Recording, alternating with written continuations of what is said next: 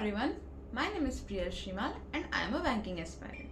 I have started my banking examination journey in April 2025 and in 2026 this will be my second attempt. So on this channel I share my mistakes, what I learned and what I am doing currently to be selected as probationary officer in bank.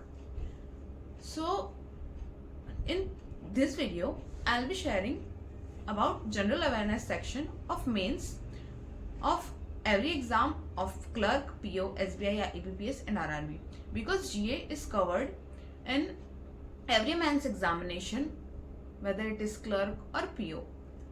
And many of the students are very much tensed about GA section as they cover reasoning, maths and English or for prelims examination from start. But जब वो prelims clear कर देते हैं तो उसके बाद उन्हें समझ नहीं आता है कि हम जीए कैसे प्रिपेयर करें, और जीए उन्हें ये भी नहीं पता होता है कि जीए हमें कब से प्रिपेयर करना चाहिए, कितने मंथ का प्रिपेयर करना चाहिए.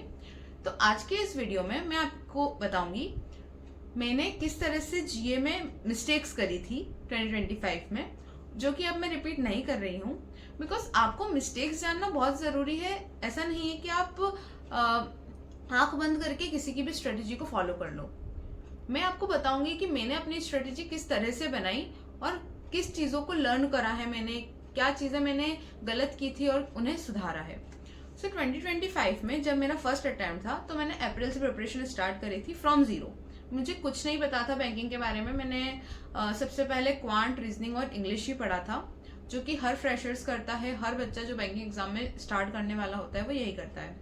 तो मैंने पूरी तरह से वैसे भी यूट्यूब से पढ़ा है, मैंने कोई कोर्स परचेस नहीं करा है. सारी सेल्फ स्टडी करी थी, यूट्यूब से वीडियोस देखे, कौन सा बेटर लग रहा है वो देखा और उसी तरह से प्रिपेयर किया.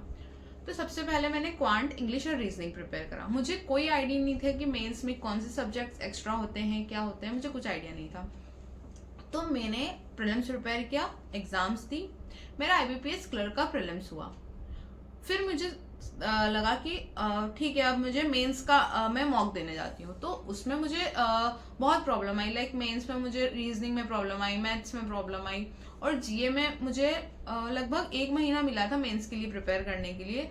उस 1 महीने में मैंने 6 मंथ का जीए कवर किया है, जो आपको पता है कि इतना इजीली नहीं हो पाता है. तो ये मिस्टेक्स थी जो मेरे को समझ में आई कि मैंने 2025 में करी है, जो मुझे इस साल नहीं करनी है.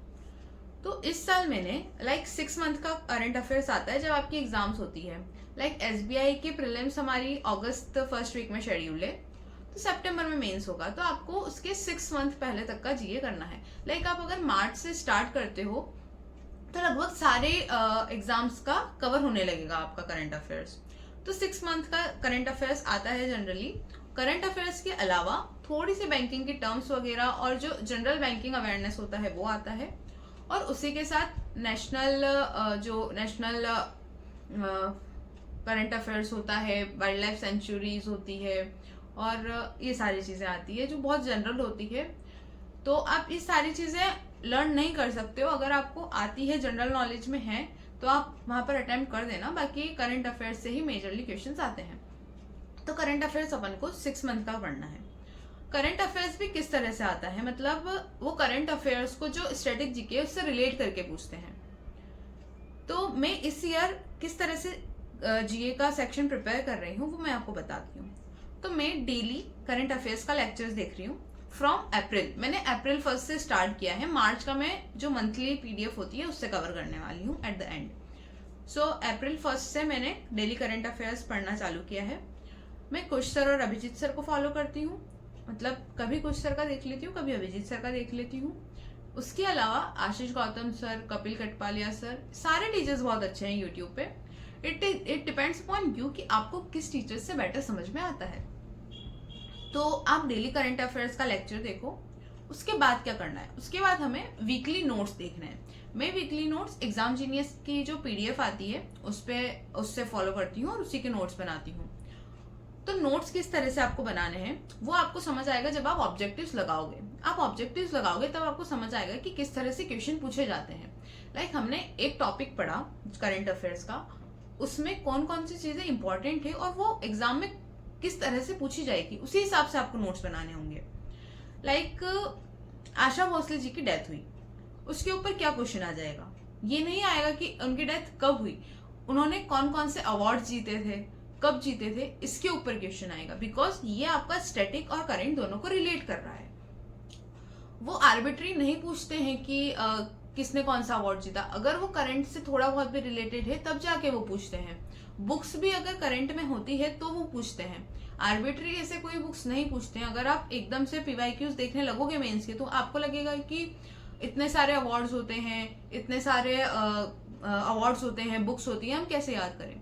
आपको सारी नहीं याद करनी है, जो करंट अफेयर्स में, न्यूज में है वही आती है।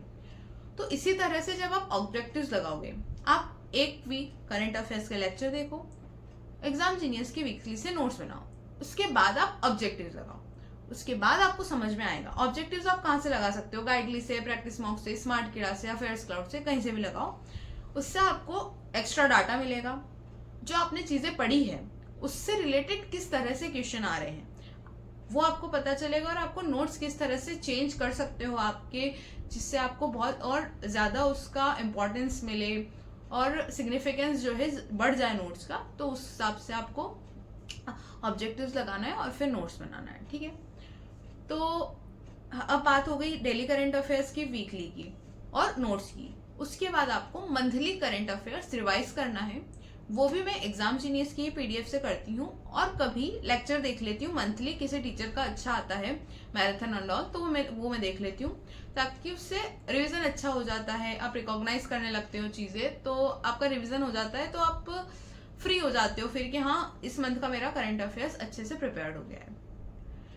तो आई होप कि काफी सारी चीजें आपकी जीए से रिलेटेड क्लियर हुई होगी। और फिर भी अगर आपको कुछ डाउट्स रह गए हैं तो आप कमेंट सेक्शन में पूछ सकते हो, मैं रिप्लाई कर दूंगी उनका, या फिर अगली वीडियो बना दूंगी। और नेक्स्ट वीडियो किस टॉपिक पे बनानी है, आपको किस चीज़ों में प्रॉब्लम्स आ रही हैं, वो भी आप मुझसे बताओ कि कमेंट्स में, तभी मैं ज़्यादा अच्छे से वीडियो बना पाऊंगी और आपकी जो प्रॉब्लम्स है उसको सॉल्व कर पाऊंगी। ठीक है, ओके, बाय, टेक केयर।